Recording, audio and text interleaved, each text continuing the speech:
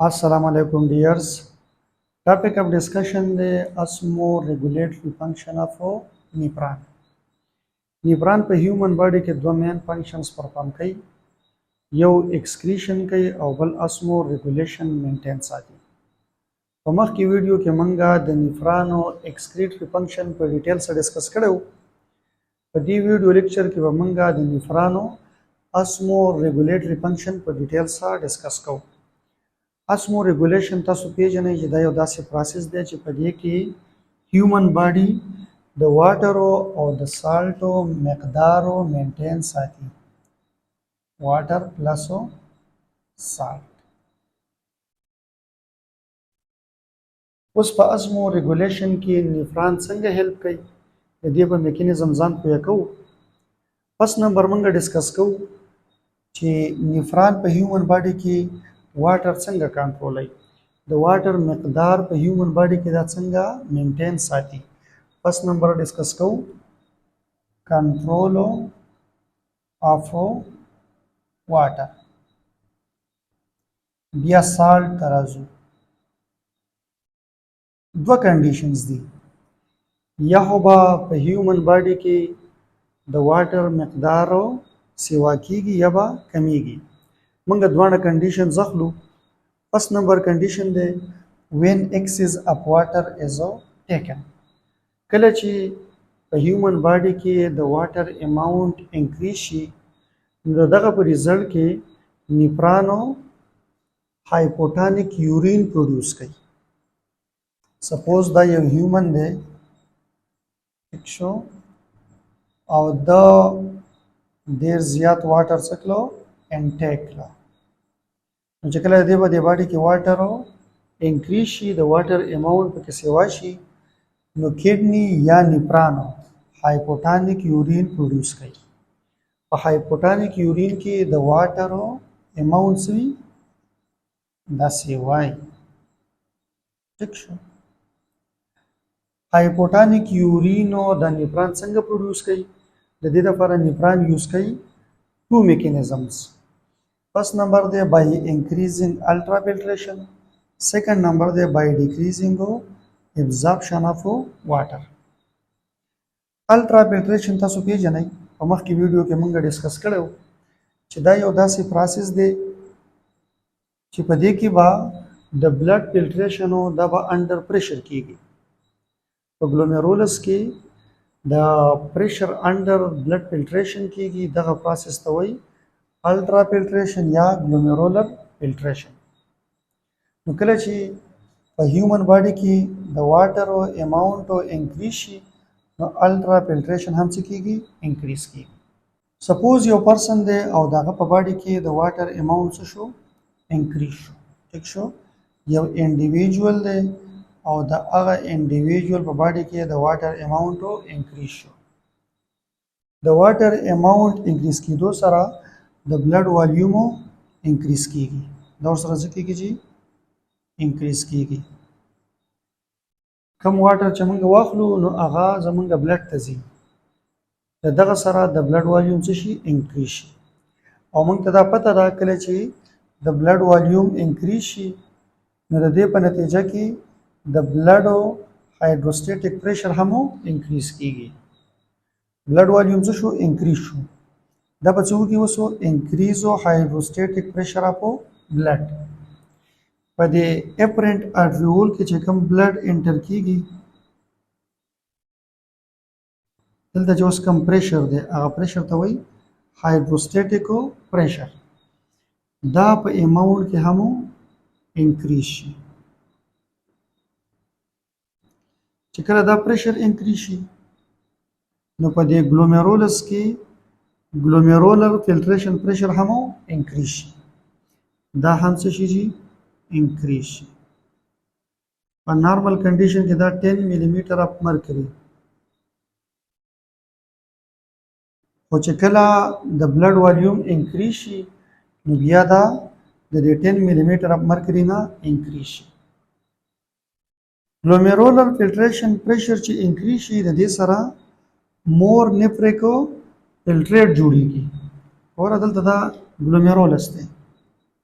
دلته بلډ راځي او دغه بلډ څه کیږي فلټریشن کیږي بای د پروسس اف الټرا فلټریشن. اوس دلته چې پریشر انکریز شو کنه نو دلته به مورو نیفریکو فلټریټ راځي، ډیر بلډ به فلټر کیږي، نیفریک فلټریټ اماونټ بدلتا سیوا کیږي. په دې نیفریک فلټریټ کې د واټر اماونټ هم سیوا موجود دی. نو ډیر واټر به د نیفریک فلټریټ سره ځي او مور واټر به د یورین سره بهرو ریلیز کیږي. د دې په نتیجه کې به څه جوړیږي هایپوټانیکو یورین فارمیشن به کیږي. ٹھیک شو. more nephric filtrate pump more water goes in urine. ٹھیک شو. واټر به یورین کې صحیح سیوای او چې کله واټر په یورین کې سیوای نو داسې یورین ته بیا موږ وایو هایپوټانیکو یورین. چې هایپوټانیکو یورین پروډیوس شي نو په باډي کې به د واټر اماونټ د نارمل کنډیشن ته راشي. ٹھیک شو. سیکنډ نمبر میکانیزم دی بای ډیکریزینګ ابزارپشن اف واټر. کله چې H2O انکریز شي نو د سره بلډ والیوم څه کیږي انکریز کیږي. بلډ والیوم چې انکریز شي دا انکریز او بلډ والیوم د هایپوتلامس سټیمولیټ کی، هایپوتلامس پیچیوټری گلینډ سټیمولیټ کی او پیچیوټری گلینډ چې کله سټیمولیټ شي د هایپوتلامس د وجنا نو هغه د ADH هارمونو ریلیز او ډیکریز کی. ADH او انټي ډایورټیک هارمون دا یو داسې هارمون دی چې دا واټر ری ابزارپشن کوي. اوس د واټر اماونټ آلریډي په بلډ کې سیوا دی نو ځکه د دې هارمون لیول څه شي ډیکریز شي. چې دا ډیکریز شي د ADH هارمون د دې سره به ری ابزارپشن اف واټر په ډیسټل کنولوټیډ ټیبیول کې او په کلیکټینګ ډکټ کې ډیکریز شي. دلته چینلز پریزنٹ دي واټر چینلز په د ډیسټل کنولوټیډ ټیبیول کې او په د کلیکټینګ ډکټ کې. چې ADH کله وي نو ADH دا چینل اوپن ساتي او د دې چینل په تھرو باندې واټر ری ابزارپشن کیږي.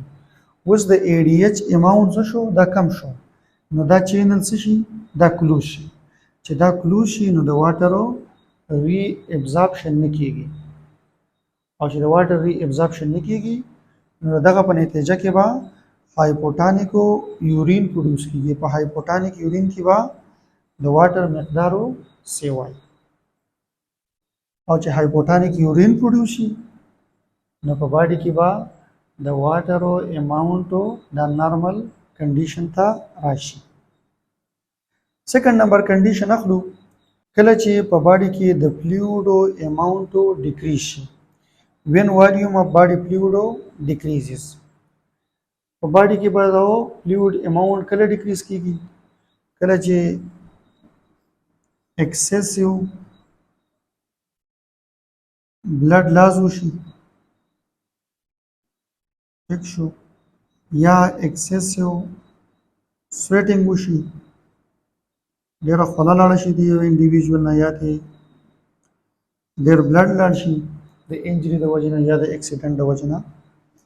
او تھرډ نمبر کنډیشن دی لیس انټیک اف واټر یا یو پرسن هغه کم واټر اخلي.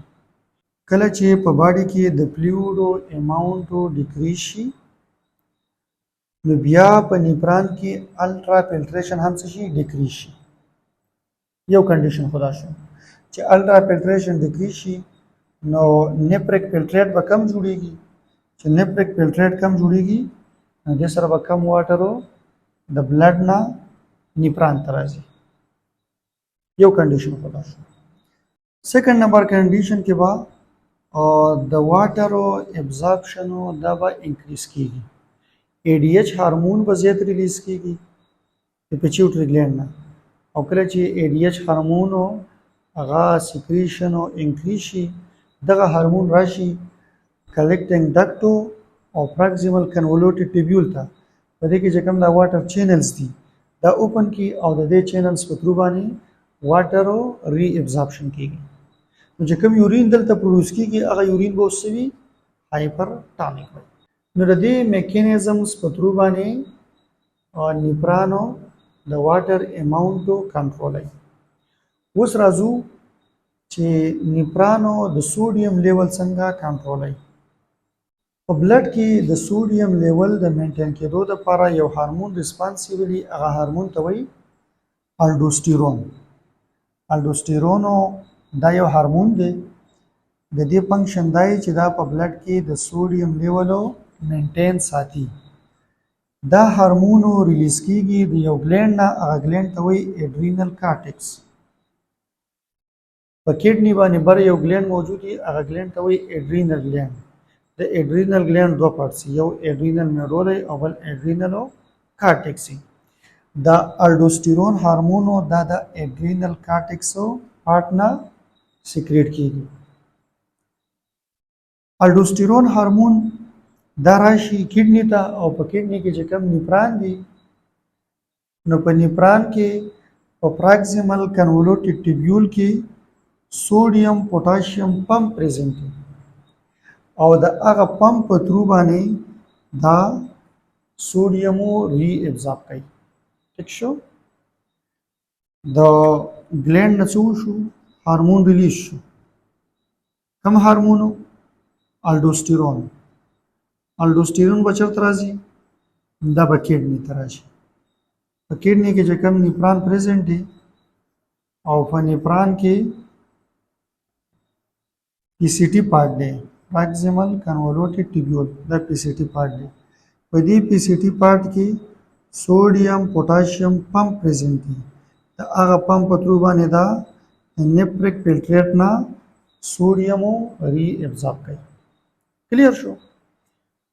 نو چې کله په بلډ کې د سوډیم لیول ډیکریزي، بیا دا ګلینډ د اډرینل کارټکس دا الډوستیرون ریلیز کی.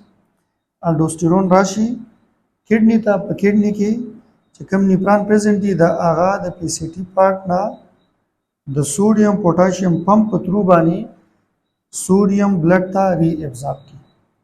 او کله چې په بلډ کې د سوډیم لیول انکریز شي، نو بیا د دې هارمون سیکریشن هم څه شي؟ ډیکریز شي. چې د دې هارمون سیکریشن ډیکریز شي، نو بیا د سوډیم دا دوباره ری ابزارب کیږي نو، او دا سوډیم د یورین سره بهر پاس کیږي. چې کله دا بهر پاس شي، د دې په ریزلټ کې به څه کیږي؟ په بلډ کې به د سوډیم لیول دوباره مینټین کیږي. نو دا و د نیپرانو اسمو ریګولیټري فنکشن. هوپفولي چې تاسو پرې پوه شوي وئ. Thank you so much.